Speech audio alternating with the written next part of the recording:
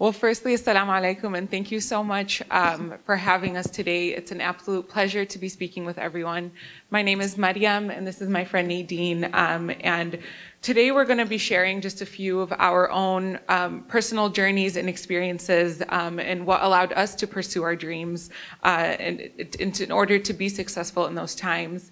But specifically, we're also discussing how our community can engage, support, and actively give platform for young women in our community. You know, our faith tradition is absolutely bursting with female empowerment, as we see in the blessed personalities of Sayyidah Khadija, Fatima, and Zainab alayhi salam. But this very rarely materializes in community initiatives and norms, especially for young women who are about to embark on impactful careers and lives.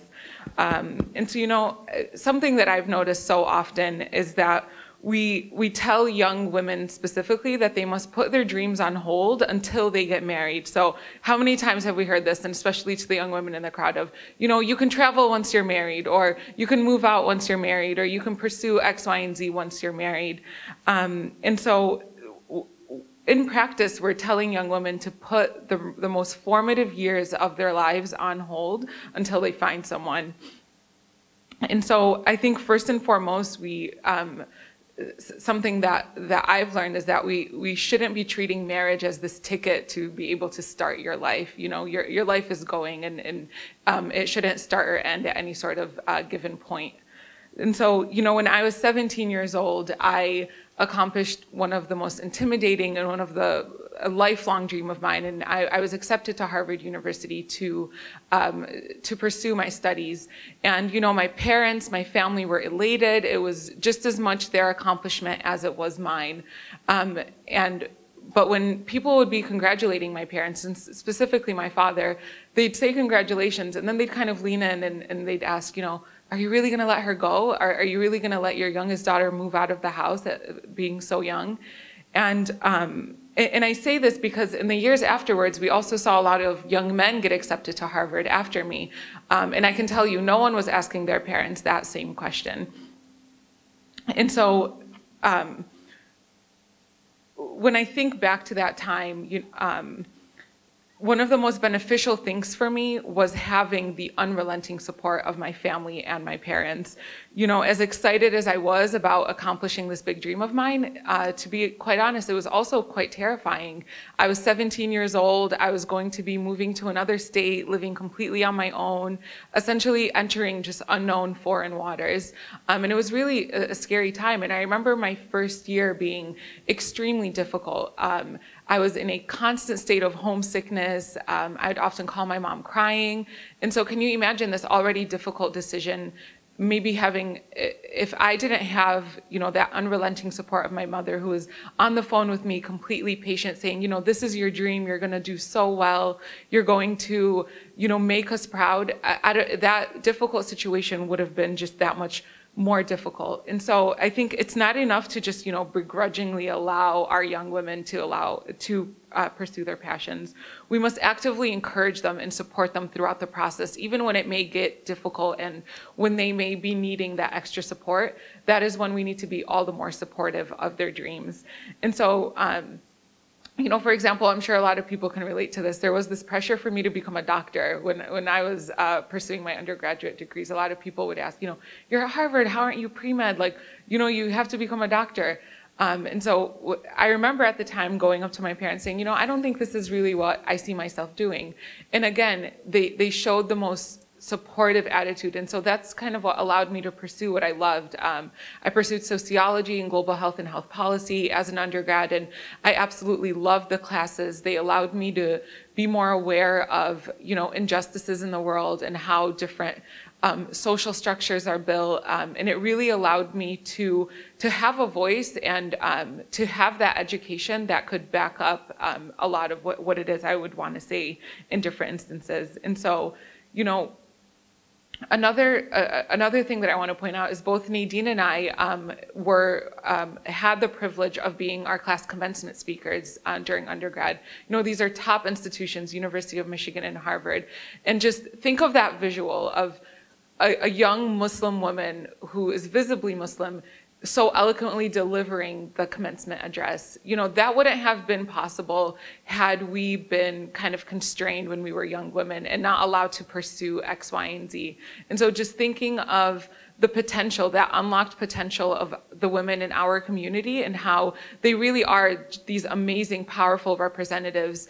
And so when I was up there giving that speech, afterwards, people in the crowd, and, these are parents who are legacies, they went to Harvard and their grandparents went to Harvard, were coming up to me and my family and congratulating us and saying how eloquent and moving it was. And so, again, I think with empowering the women in our community to pursue their dreams and pursue their educational endeavors, we're also allowing them to physically hold the stage and allowing them to showcase how educated and powerful they really are. And so, right now I'm pursuing my master's in public health and business. And again, I would get kind of comments of, do you think, as a visibly Muslim woman, you could be in a position of leadership one day or, run a business or become a CEO? And, my answer is yes, absolutely. I think when you pursue what you love, you become really good at it. And when you walk into a room, you end up impressing people because you're naturally pursuing what you love. So right now, this summer, I'm in Chicago. I'm at the governor's office, and it's a Republican governor. Definitely, would have several disagreements on different social policies that I have, for example, but and I'm working at the Department of Corrections specifically, and that's really allowing me, and that's something my faith has driven me to do, is to fight injustices where they may exist. So, we know in the U.S., our corrections system is completely unjust towards certain populations, and so allowing me to do that work, this is something I would have never done had I followed the conventional traditions of what I should be or should not be allowed to do. And I think to end it off before I hand this over to Nadine is also allowing, our women to pursue kind of what they love, and not only educationally, so when I was in undergrad, I had never left Dearborn before. Dearborn were these four walls were all I ever knew. And so when I got to Harvard, something I really wanted to do was travel the world. We have all these different countries and cultures and traditions there. And it was something that I decided I really wanted to see. And so, I'm 23 years old. I've traveled to 30 different countries, and I've just been able to interact with so many different people and not only learn about their faiths and traditions and cultures, but also teach them about my own. And so when we allow our women to travel on their own before they're married, when we allow our women to just pursue what it is that makes them come alive, and travel for me is something that I absolutely love doing, and something my parents have been so graceful in allowing me to just pack up my bags and go to different places. It's allowed me to just have a better understanding of the world and how I want to serve the world. And it's also allowed the world to, get a better understanding of our own faith and our own tradition. And so, I know Nadine is also about to embark on her own journey outside of the country. And so I'd love for you, Nadine, to maybe talk more about that. What led you to go to England? What it is that inspired you on this career path? I just wanted to make sure this was working. But yeah, definitely. So Mariam, thank you so much for sharing that. And I'm not just saying this because Mariam's sitting right next to me, but when she moved away to Harvard, it was a really great example for all of us. I'm younger than Mariam, and I remember when she was accepted, it was as if the whole village was accepted. So it's really great. So I think, what I always say is that I think I actually made my dad go gray maybe 20 years before he should have, because when I was 14 years old, I remember coming home and my mom sitting right there, and I was telling my mom and dad at dinner, so I'm going to go to the University of Michigan, Ann Arbor. I went on a tour there, and I want to move away to school. And my dad, it's funny that he would say this now, but at the time he goes, oh, like Ann Arbor Trail, where University of Michigan Dearborn is. And I was like, no, Baba, I'm going to move to the city of Ann Arbor. It's 45 minutes away. That's where I want to go.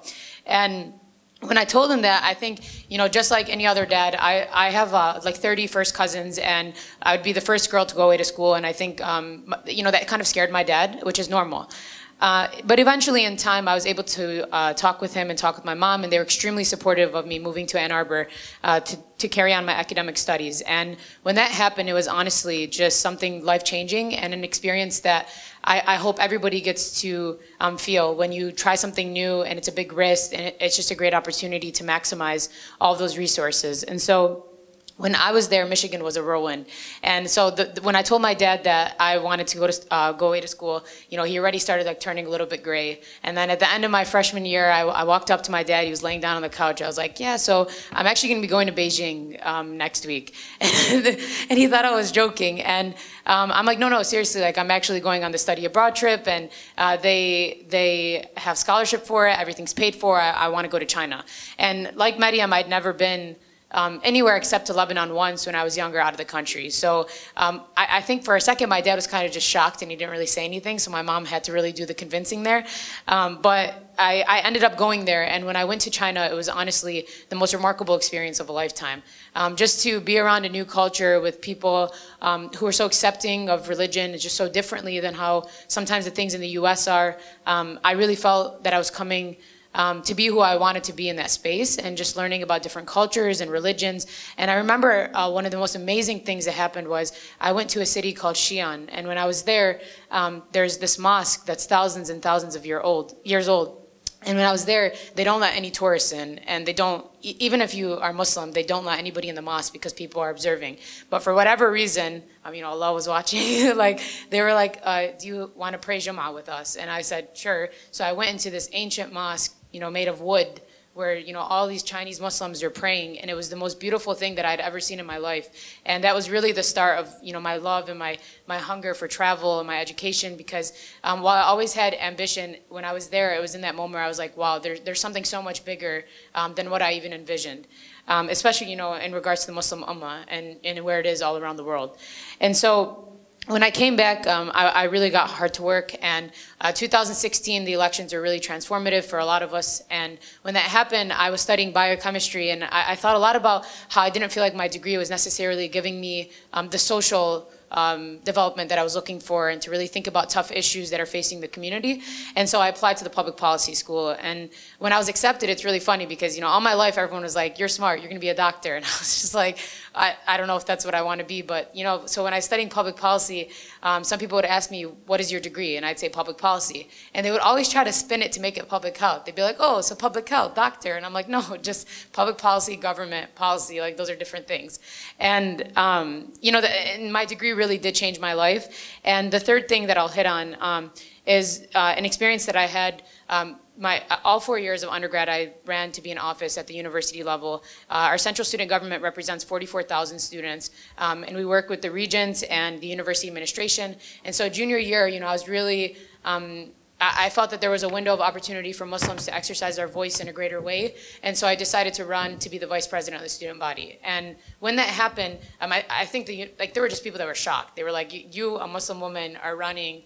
You know, we've never seen a Muslim woman in that position, let alone a Muslim woman who wears hijab. So it was a really big opportunity, I think, to give us that platform at the university level. But what was more shocking for me was the kinds of questions I would get during debates that would have nothing to do with my policy ideas regarding mental health or education, but rather, what's your stance on this Middle Eastern issue, or what's your, you know, all these different questions that I was getting, and what kind of policies would a Muslim bring to Greek life parties on this campus? And so, like, these are the kinds of questions that I was facing, and I think that just really continued to open my eyes to the opportunities that were out there for us, and what we can do by being the people at the table and not just having people speak on our behalf. So I think, you know, for me, it really, like I said, takes a village, and the relentless support of my family and the community, and all those people who empowered me throughout my journey. And that eventually led me to apply to the Rhodes Scholarship. And so my sophomore year in the summer, I studied at the University of Oxford in England. I lived there all summer. It was an amazing, amazing place. And when I was there, I said, you know, one day I'm going to come back here. Like, I really want to study here. I thought the university structure was just really different, and I was really interested. So when I came back, I reached out to an advisor. It was at the same time that an advisor started mentoring me on how to win the Truman Scholarship. So once you win the Truman Scholarship, you know, people just think you're something and you're not, and you don't know anything, and everybody's just like, well, like, you should apply for the Rhodes Scholarship. And in my mind, I was like, there's no way. Like, I think the statistic globally for people who win it is 0.96%. And I'm not, you know, I just basically thought it was a joke, but I was applying for other scholarships at the same time, and I was like, you know what, I'm working on these applications, I might as well submit for the Rhodes as well. And so for people who might not be familiar with that scholarship, what the Rhodes Rhodes Scholarship is 96 people in the world win it, and we all go to the University of Oxford together on a full ride for 2 years to study. And when I won, I honestly, it was just like as if, subhanAllah, like something just changed, and so many doors were opening up. And when I finally looked at who was winning, I realized that I was the only Muslim from the United States, like in that group, at least visibly Muslim. Of course, there might be, oh, thank you, you don't need to clap. But when that happened, I realized that, you know, if not us, then who? I mean, if we don't want to put ourselves at the table, who will be at the table representing us and talking for us at these global scale of things? So basically, you know, that opportunity as a sophomore in high school when I was 18, 19 years old, that my parents were so supportive of me going to Oxford to study, eventually made me motivated to apply for these sorts of things in my future that I never would have known about if I had not gone to Oxford my sophomore year of undergrad. And so that's all just to say to let your kids and especially your daughters take risks, because those sorts of things that you see when you have that opportunity are things that you can't even imagine because you've never seen them before. And so I know that, you know, like I said before, it really takes women empowering other women to do these sorts of things. And the women in my life really empowered me. And so I want to open it up to Mariam now to talk about, you know, what it was like to leave the community and to come back, and sort of what sorts of empowerment you were receiving from community Muslims as well. You know, it's important to empower them from the very start, because there's no way to tell what's going to happen in the future. So with Nadine, you know, had she not had her family not been supportive of studying at Oxford when she was just, how old were you at that time? 18. Yeah. You know, she would have never at this point right now had gotten the Rhodes Scholarship or been where she's at now. So it's really important to empower them at every step of the way, not only when a big opportunity comes up. It's when there's empowerment throughout, and I think young women feel that they can make these decisions and that they can pursue what they love. That's when I think the most successful stories happen. So that's really valuable in sharing. But to go back to the original question about what it was like leaving the community and then coming back, you know, I think leaving, as I mentioned a little before, that first year was incredibly difficult. You know, I was the youngest in my family. I was the first to move out of the house. And so I was feeling this really intense homesickness. My community of Dearborn was always so close-knit, so I was just missing a lot of my friends and the entire community being here. But it's as cliche as ever, but, you know, time, I think, heals all wounds. But it's with time, I got adjusted to the life there at Harvard. I got used to these brilliant minds that I was always surrounded by, the professors that I was getting to speak to. And so, you know, after 4 years there and 4 years away from my community, it was when I was about to graduate that I really had to start thinking of, okay, you know, what's my next step? Am I going to move somewhere else? Am I going to move back to the community? And I think it says a lot that when I decided to come back to my community and to the family and move back to Michigan. And I would also like to add that all the students that have been at Harvard in these last few years have also returned. And so I think if your fear is, you know, if I let my daughter or my son leave, they're going to leave me forever and they're never going to come back. It's one that tends to not happen. They tend to really appreciate the experience and want to bring back that training and that education back to empower their own communities. And so when I returned back, I really got to see just Dearborn and my Muslim community through a different lens. I got to see how incredibly powerful, one, that the women were in the community. So for one example of this is that I worked on a state representative campaign for Abdullah Hamoud, who is now our state representative, and I was the communications director.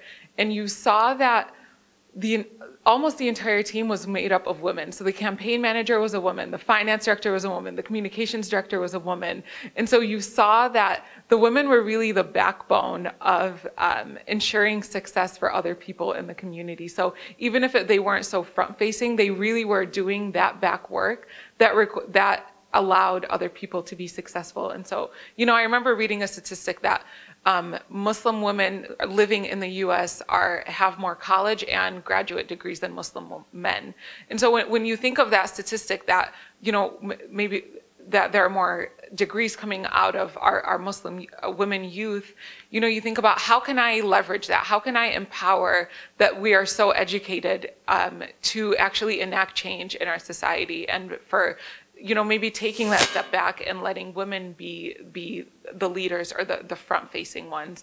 And so Nadine, I know you also are have worked a lot on your own nonprofit, and so I'd love for you to maybe talk a little bit more about what it was like founding your own nonprofit as a young Muslim woman and the different support you got from the community. Yeah, definitely. So I think one thing Mariam touched on that's really important is this fear that if we leave the community, we're never going to come back. And honestly, that's just, I actually think when you leave, it brings you closer to the community because you miss it so much and you want to come back to where people are unifying around each other and you feel at home. And so when I was a first year at university, I was really thinking about what led me to matriculate into the University of Michigan and why it was that I was there, and more people in the community, and from Dearborn particularly, because that's where I'm from, weren't with me. And the thing that I kept coming back to was I think my mind was opened up so much by reading, and the things that I read when I was younger and the amount of books and just across all topics that my mom was like giving me all the time to consume, and her teacher friends were always like, read this, read this. And so, you know, for me, it made sense that there was probably a shortage in a lot of parts of the community in terms of what kids were reading, who were the characters? Were the characters Muslims? Were they people representative of our identities? And what sorts of empowerment can books give young women in the community? And so my friend and I started a nonprofit that first year, focusing particularly on Dearborn, Southwest Detroit, and Dearborn Heights. And in that area, we focused a lot on collecting and redistributing books. And the nonprofit idea was basically that in a world where we're shifting to e-technology, there are a lot of people who have books just sitting around in their basement that could really serve a purpose for some people who can't afford to buy hundreds and hundreds of books to just, you know, read all the time. And so, and since then, we've collected and redistributed about 150,000 books in the community. And, but, you know, all of this work, you know, was done by, I would say, 95% Muslim women who are empowering, supporting, paying for the nonprofit. I mean, running a nonprofit is expensive, and there are days when I dream of, like, you know, having $0 left, like, to continue the work, because small nonprofits operate on such a tight budget. And I remember the greatest thing for me was having other Muslims just literally being like, you know what, I saw your Facebook post, you're looking for a space to rent. Why don't you just come rent our space, but for free? All you have to do is, you know, run a tutoring program. And that's what Hype Athletics did for us. And so I remember prior to Hype Athletics giving us that space, we were paying about like $700 or $800 a month to have a storage unit. And there was a day, like 2 months ago, where I literally thought we could only make 1 more month's rent before we ran out. And you have other Muslims there saying, no, this is a service for the community, we're gonna come in and help. And I think the biggest thing that I felt was when you're at the forefront of these sorts of ventures that are really by the community, for the community, you really start to understand the importance of elevating the ideas and the voices of women. And so, you know, I know there were times, you know, to highlight a little bit of the negative to shed light on the positive, where, you know, I'd reach out to people, you know, emailing them, and they would totally dismiss me or ignore me and act like my idea wasn't something that they wanted to invest in. Or I would go up to somebody and ask them, like, oh, I know you're looking, you know, to support local organizations. I have this local organization, like, would you like to donate? And for like 2 or 3 years, I was trying so hard to raise this money, and there were so many people who would give $20 and $30 because that's all they had. And most of these people were Muslim people just wanting to empower other Muslims. And so I tell this story frequently to people outside of the community to show what kind of Muslim community we have in Dearborn. So there was this time where I was fundraising, and we were going to local businesses to ask, you know, can you afford $100 or $150 to support the work that we're doing? Because we were venturing out to build libraries. So now we build libraries in the community, in social service centers, homeless shelters, women's shelters, and you know, every library costs $2,000 to $3,000 to get the furniture and the books and all of that. And when that was happening, you know, we're reaching out to local businesses, and we stopped at this one salon, and there was a woman who wears hijab. She's Muslim, and she was standing there, and you know, I was like, you know, we're doing this. Would you like to have an ad in our book? And her response was, actually, my business is shutting. You know, it's not doing well, but, you know, I have $20, here it is. Literally opened the cash register, gave me the only $20 in the cash register. And to me, that resonates so much about other Muslim women wanting to help other Muslim women, you know, succeed and do the good work that the community kind of needs to thrive, honestly. And so I say that all with just a bigger idea that when, you know, if a man has a nonprofit and it's a great idea, of course we want to support. But when women are, women from all identities, not just Muslim women, are facing these obstacles when asking for money, when pitching their ideas, people take them less seriously. Think about that and think critically, because there's so many ideas that the youth, 19, 18-year-old women will come and talk to me telling me about this nonprofit they want to start or this idea that they have, but they need $500 to start it. And really think about, if you have the resources to do that for other people, how can your $50 go such a long way with a nonprofit? Because it really can. For me, when someone's like $40 is nothing, here's $40, I'm like, no, $40 for us is a bookshelf at a warehouse. We can get that bookshelf and put it into a library. So your $40 does go somewhere. And so that's what I would say about really, the necessity of the community emboldening one another. Yeah. Thank you, Nadine, for sharing that. And I think we'd love to pivot this, the final segment of this, into taking questions from everyone. I'm sure there are either young women right now in the audience who may have questions, or even the parents, the men who may either, have questions. And I think we'd love to offer any sort of advice or shedding light on our own personal experiences. So we'd love to see if anyone has questions. I can pass the mic around to whoever has a question.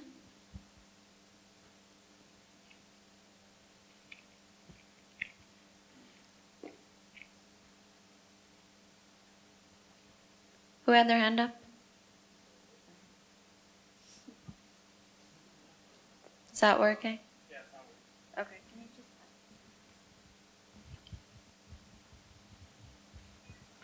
just... Assalamu alaikum.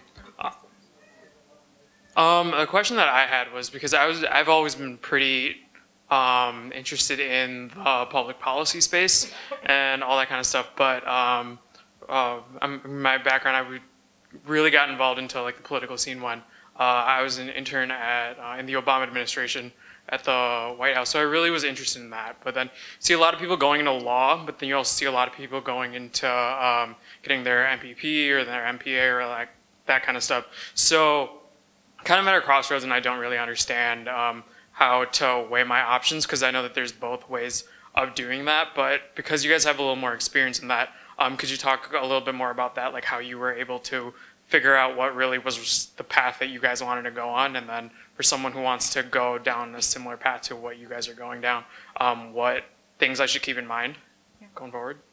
Yeah, I can touch a little bit on that.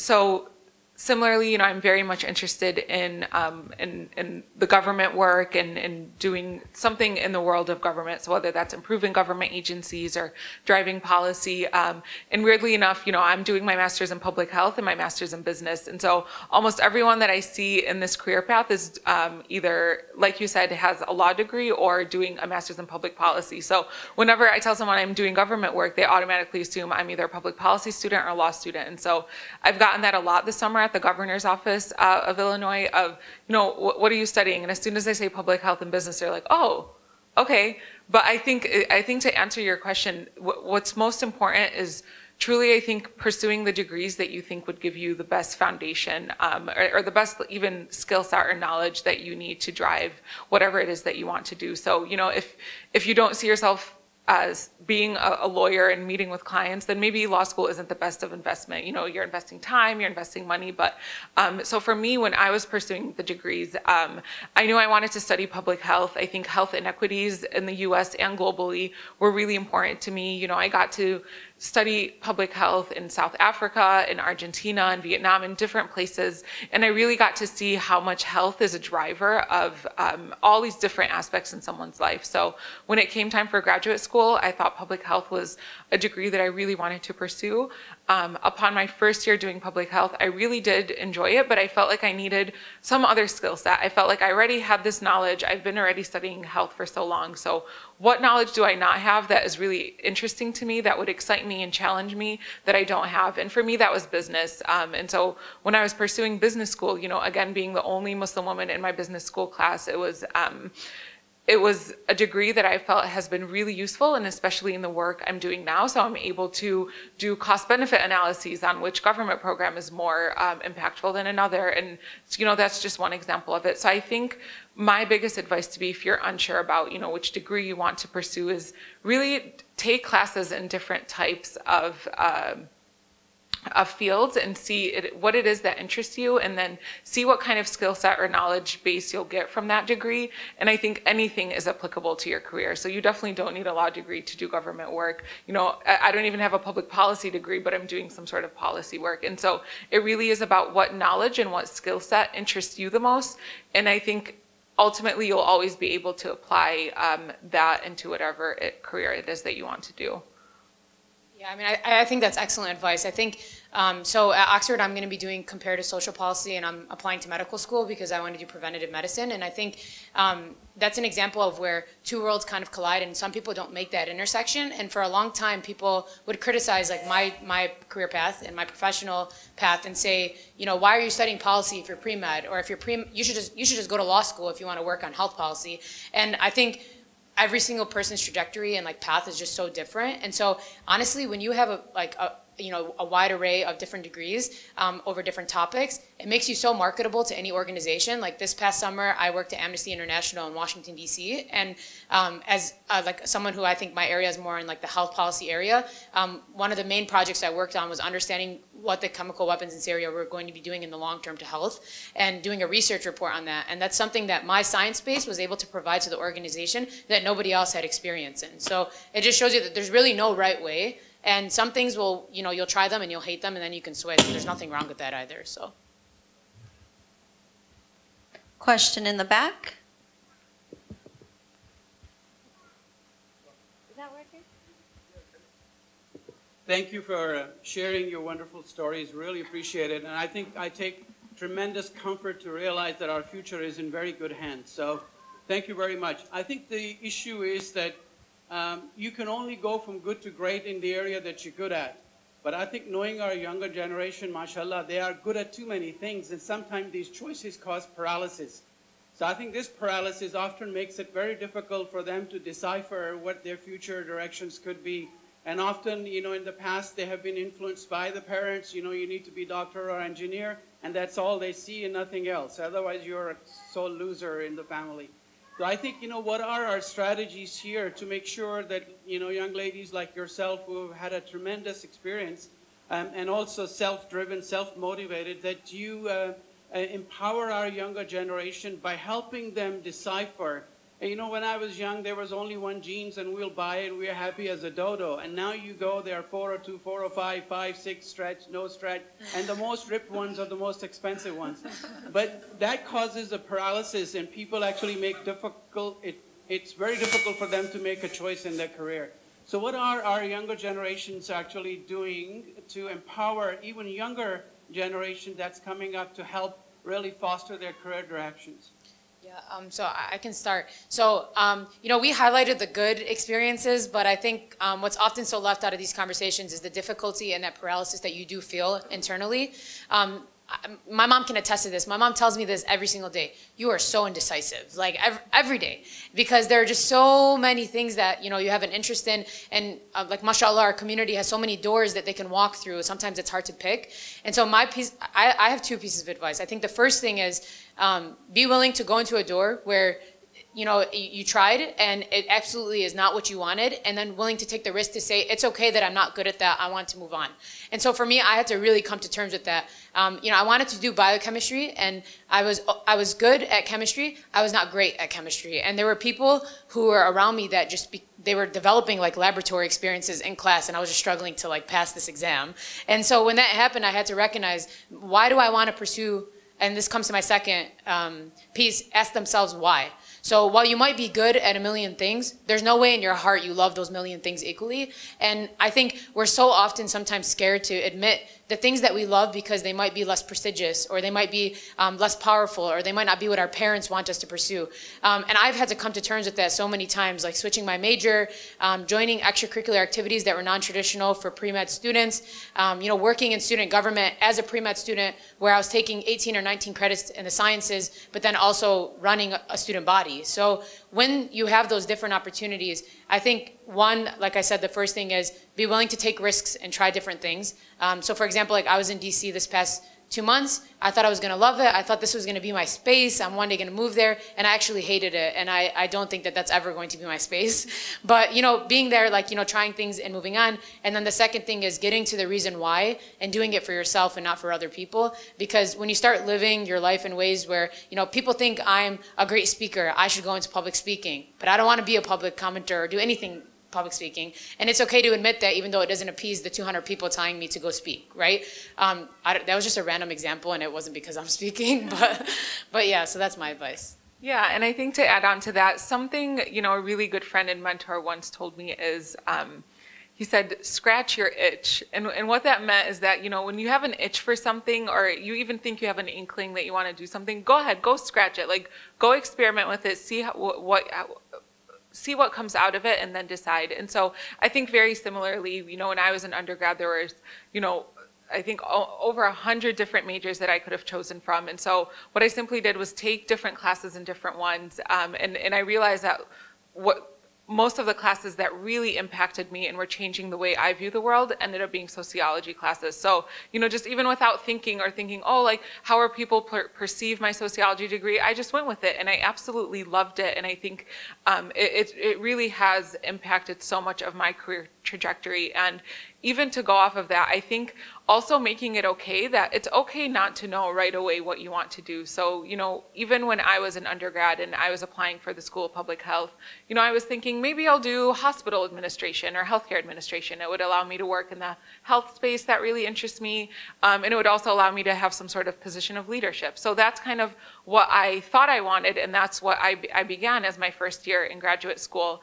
And then similarly to Nadine, when I had a summer internship at a hospital. I was doing hospital administrative work. You know, I was working under the CEO, and I actually hated it. You know, I thought the pace at which the work was at was really slow. I thought there was too much bureaucracy going on. I didn't feel like I was having any sort of real impact on people's lives.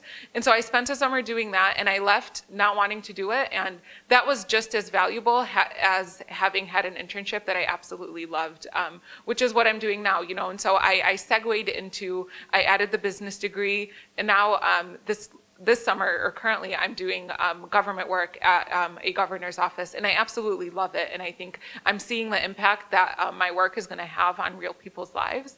And so I think the best advice, and you know, I'm entering my very last year of grad school, and I'm just now figuring out what space I want to be in. So I think the most important thing is to not be so hard on the youth and say, you know, well, you got to figure out what you want. If you're not going to become a doctor, what is it? What is the alternative?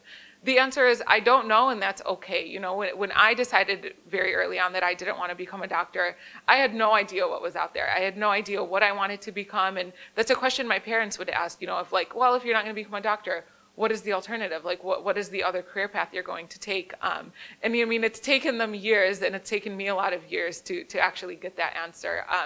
But it's made me all the better for it. And so I think that's my biggest advice, is to just allow the youth to try something, and if they don't like it, it's okay. In fact, that's actually better, because then now they know what it is that they don't want to pursue.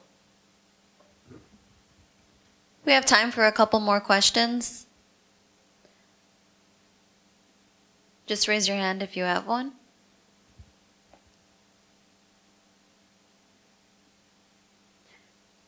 Sister in the second row.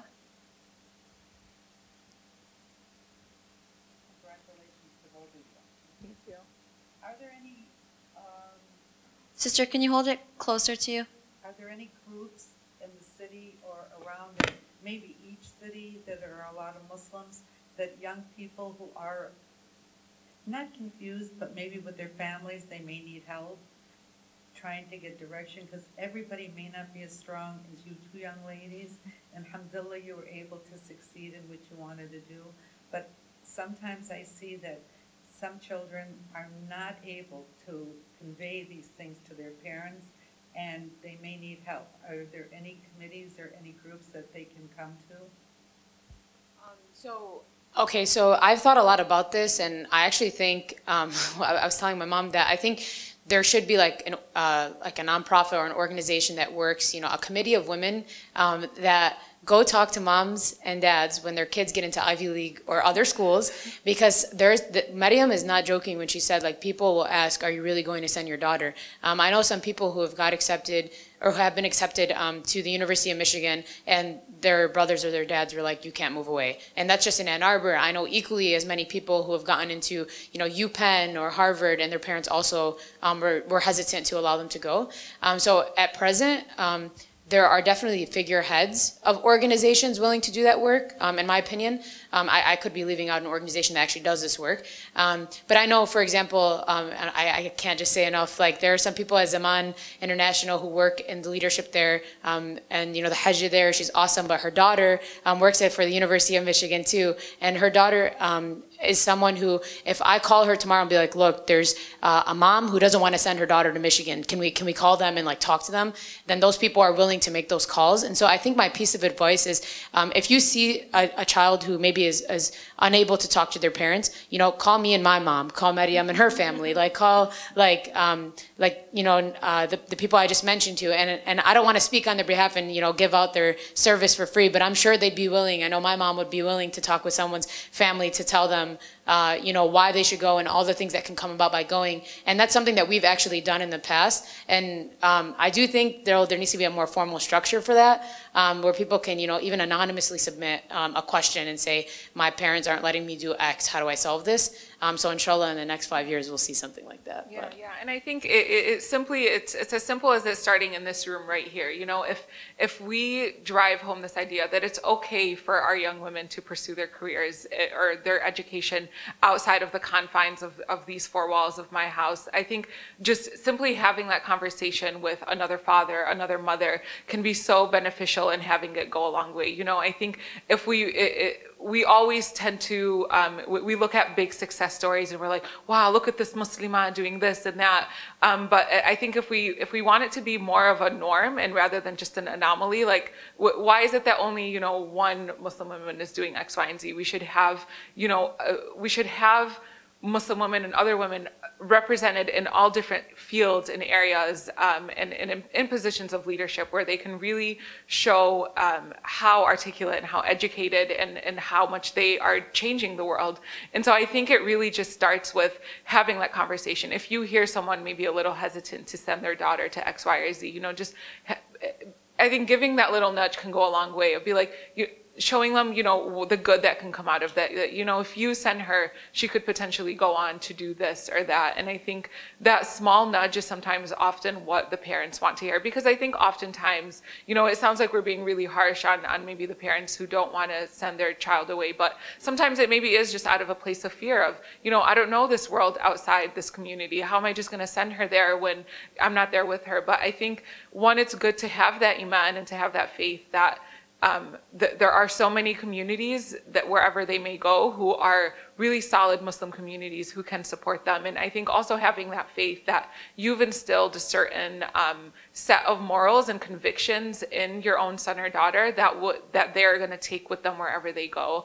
And so I think just simply, I think if every person in this room, for example, leaves with this conviction that the next time I hear, maybe someone being hesitant, I'm going to be that voice for this person, or I'm going to give that small nudge that maybe the parent needs. We're going to take one more question before concluding this portion. Sister? Oh, sure, go ahead. We have a comment. So I'm the mom that loves to talk. I'm Nadine's mother. And I just want everybody to understand that when Nadine won Rhodes, people ask me, how are you sending her to Oxford? How are you sending her to England? And my response is always, that's the path God put her on. And I refuse as a parent to stand in that path.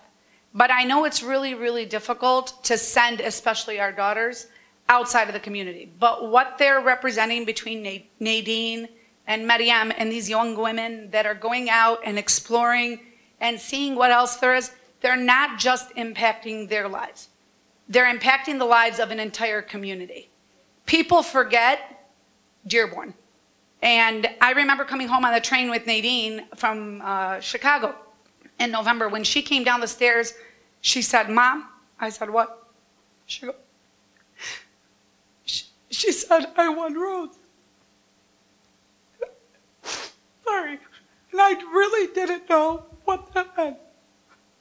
But it wasn't just an impact on her. And people ask me, you must be so proud. I said, I am more proud of her representing her community and what she represents for young women. And that is always my response. I am so proud of her, but I'm much more proud as to what these young women stand for and how much resilience it takes. And the number of times my daughter was told, you shouldn't do this because you wear the hijab.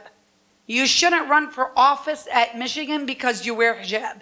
You shouldn't be in this position or that position because you are Muslim and because you wear hijab. And guess what? It was Muslims telling her that. It wasn't non-Muslims. And that was hurtful. And the one thing in these young women that I am so proud to see, that resilience and continuous determination to keep pushing forward. They push forward, they push the community forward. Clearly, we should have had my mom on the panel.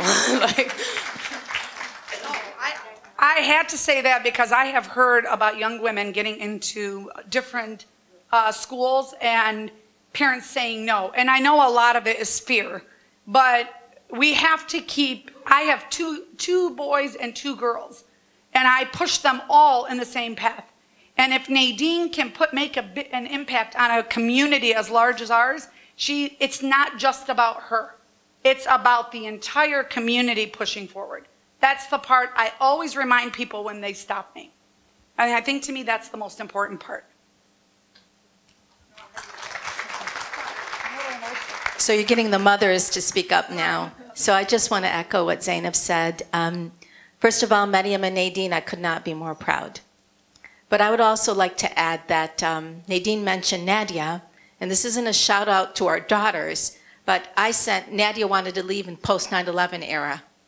And that was scary. But what I want to say to the parents, very short and sweet, you must trust what you raised. That's it.